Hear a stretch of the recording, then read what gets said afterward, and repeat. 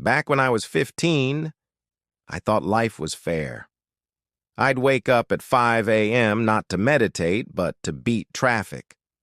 My shoes were falling apart, but my grades weren't. Then there was Jason. He didn't walk to school. He floated in, Tesla, chauffeur, the works.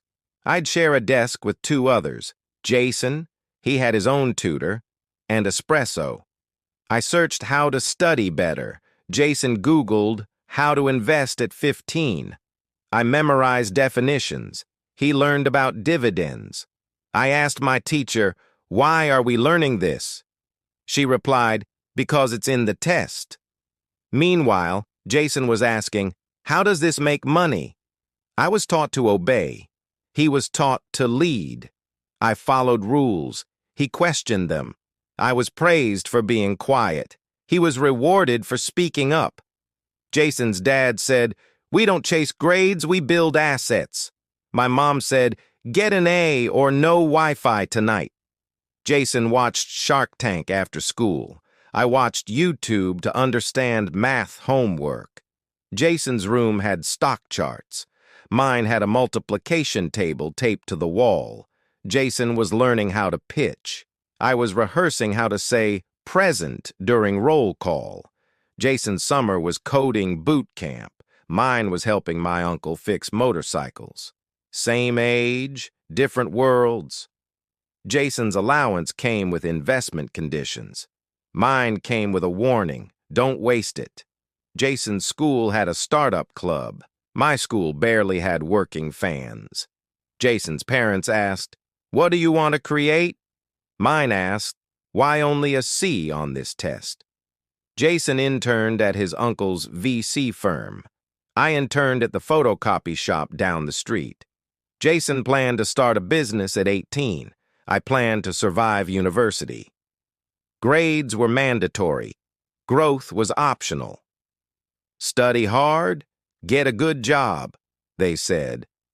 But no one explained what a good job really meant.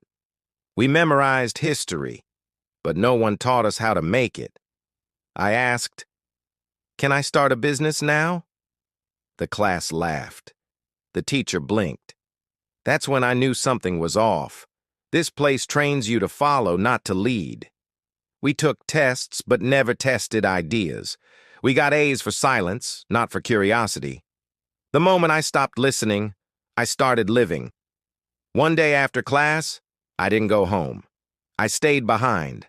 I opened YouTube, not for games, for mindset. Cash flow quadrant, assets versus liabilities. None of this was in school. I started to question everything. The next day, I walked into school with different eyes. I saw rows of kids trained to follow instructions, not their dreams. I wasn't angry. I was awake. That night, I built my first online store. It flopped. No sales. Zero. But that failure taught me more than 10 years of school ever did. School taught silence. I chose questions. I didn't give up. I gave it another shot. I wasn't just building a store. I was building belief. Slowly, it worked. A sale here, another there. I realized money isn't evil. It's power. It's freedom. I started reading what schools never assigned.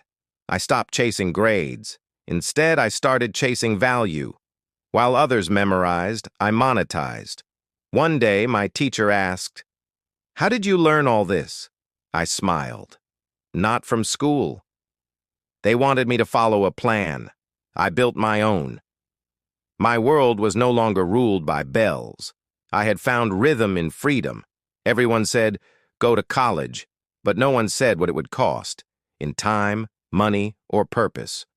So I asked myself, do I want debt or freedom? I chose the path less taken. And every step I took as my own man. I wasn't rich, but I was free. And in that freedom, I started to build the life school never taught me to dream of. Hit subscribe and let's rewrite the rules together.